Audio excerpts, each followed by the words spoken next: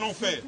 Des fois, nous utilisons certains opérateurs pour la paix des enseignants, comme Caritas, mais Caritas pose aussi beaucoup de problèmes. L'accès est difficile.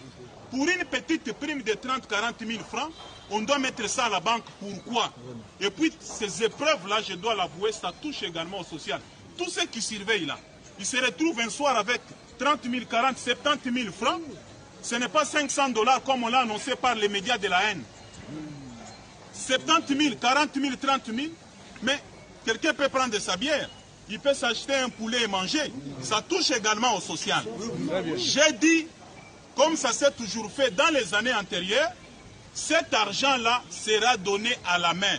Alinguetti me dit il faut donner ça dans les banques. Même si vous envoyez cet argent dans les comptes des IPP, dans les 58 provinces éducationnelles.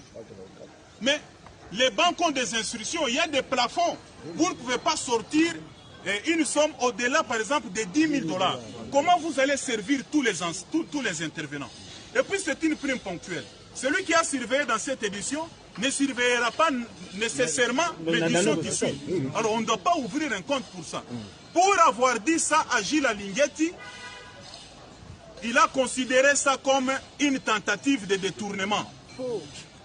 Comment je peux détourner 16 millions de dollars ou 31 milliards de francs destinés à la prime des intervenants? D'ailleurs, si vous ne le savez pas, le ministre des Finances a autorisé le paiement de cette somme-là, mais on n'a pas encore eu ce qu'on appelle l'OPI, qui nous permet d'aller à la banque. Cet argent n'est même pas encore disponible. Je suis avocat, professeur de droit. Le détournement suppose que vous êtes déjà entré en possession de cette somme et vous la faites affecter à autre chose. La tentative voudrait dire aussi que vous êtes déjà entré en possession de cet argent, vous voulez l'affecter à autre chose et on vous a arrêté. C'est ça.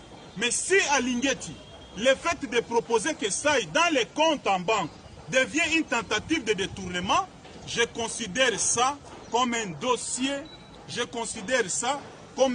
de la vengeance.